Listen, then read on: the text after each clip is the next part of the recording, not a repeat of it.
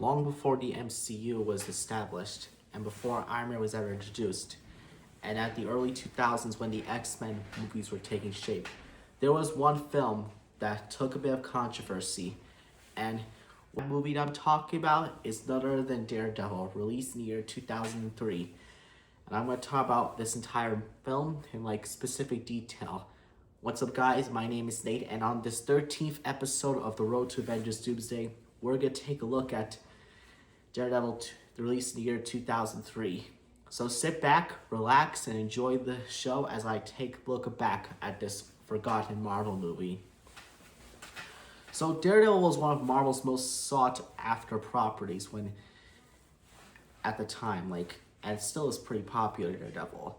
The character was created in 1964 by Stan Lee and Bill Everest, with major defining lyric done by Frank Miller in the 1980s. Frank Miller's run Daredevil turned into something darker, grittier, more psychologically layered. That tone, that's what the movie was trying to capture. During the 90s, the character was bounced around different studios, and at one point filmmakers like Kevin Smith were loosely attached, but eventually 20th Century Fox got the rights. Then came director Mark Steven Johnson, who wrote and directed the film. He was passionate about the character and wanted to stay faithful to the comics as much as he can. And looking back at it, I can tell he really tried to do that. And then came a pretty big casted choice they picked for the Man Without Fear. And that's Ben Affleck. During this, and at the time of this, Ben Affleck was coming off of films like Armageddon and Pearl Harbor, and he was a major Hollywood name. And fun fact, he was actually a huge, big Daredevil fan growing up. And you could generally tell he really cared about the entire project. And fun fact, when he read some Daredevil comics to prep for the role, and it just shows how a big actor like Ben Affleck wanted to get into the essence and wanted to be the Daredevil. But here's the thing about the script. It didn't always help him. Affleck's Matt Murdock's works as a quieter, brooding moments, the scenes where he's wrestling with mortality, faith, and growth, those he just saws, and he brings the integrity. But sometimes the dialogue in the movie feels 2000s cheap, lines don't add, and fortunately, that makes his performance a bit less even. That said, Ben Affleck's not the problem with the movie. If anything, he was trying to elevate the material that wasn't always there. Now let's talk about the rest of the cast. Jennifer Garner plays Elektra Natacles. I think I'm saying it right, but let me know in the comments if I said incorrectly. So Jennifer Garner plays Elektra, who is Daredevil's love interest, a tragic figure. She has the look, she has the physicality, but the romance feels rushed. Their relationship moves fast, and I mean very fast, like a speeding runner, like that. That's how fast it is in a movie. You don't get to rush a romance like that fast. That's really not how it works. And it hurts the emotional layer of the film. Still, Gardner was committed hard enough to get her own spin-off movie in 2005, in which I will do a future video on that on the channel soon, to which that film didn't work. And fun fact, I forgot to say this, Jennifer Garner and Ben Affleck actually dated 3 kids before they ended up being divorced. That's a shame. Now for Colin Farrell as Bullseye. This is where the film gets pretty wild. Colin Farrell's Bullseye is unhinged in the most early way, 2000s way possible. His version of Bullseye had a shaved head, a bullseye scar, and an over-the-top attitude. He chooses scenery, but honestly, he's pretty fun. Is he comic accurate? No. Is it subtle? Absolutely not. But is it memorable? Totally 100%. I gotta appreciate how Colin Farrell did some great acting there in this. And this would be years before he even did another comic book character adaptation of the Penguin in Matt Reeves' Batman universe. You could tell he really committed the role really well. And now for the big one. Michael Clark Duncan as Wilson Fisk, aka the Kingpin.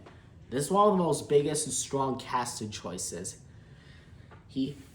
For his version with Wilson Fisk, he was physically imposing, calm, and intimidating. While comic pursuits debated the casting at the time, Duncan absolutely delivered a powerful performance and very dangerous. I can really tell how Michael Clark Duncan really did the best he can, and he also voiced Kingpin in that animated Spider-Man series in the 90s. I gotta give that credit. But anyways, this is where the movie struggles. It wanted to be dark like Frank Miller's run in Daredevil, but much of the film feels like a product in the early 2000s. Slow-mo action, heavy rock music, and a CGI that didn't age well at the time. The radar sense violation was very ambitious, but it looks pretty strange in my opinion. But looking back, I can really tell how this movie tried to do like Daredevil's senses. Some scenes are pretty cool, especially the playground fight between Matt and Elektra, but others feel champy. The biggest issue in the film was like the editing. The theatrical cut feels rushed, and some fans argued to see a director's cut, which it got like almost a few years after the Daredevil film, and restores the courtroom scenes, the character development, and the story flow much better. And honestly, they were right. The film had a pretty great budget. Daredevil had made almost $179.2 million. It made and against a $78 million budget, the film was a pretty big of a box office success, and I could tell. Some people were mixed on the movie, audiences were divided, but honestly, in my opinion, it was like, it could really tell how like Ben Affleck wanted to do a Daredevil movie. But when the franchise tried to do a new direction for Elektra, let me just say it didn't go as planned, and I'll explain that in a future video when I do an Elektra video later on.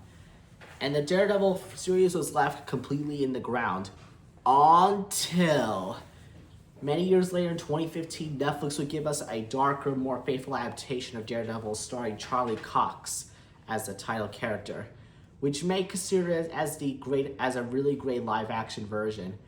And years later, after the Netflix series canceled, it would be revived. Another series, Daredevil Born Again, would match the tone. And the second season of Daredevil Born Again arrives like in March. I can't wait to see that. But now let's just wrap up this video with my thoughts on the movie. So how do I feel about Daredevil 2003? It's not great, but it's not a disaster people say it's either. The film is flawed, but it was a very flawed 2000 superhero that came out of the formula. You can see the ambition, you can see the passion, you can see the love for the character. It just didn't fully come together.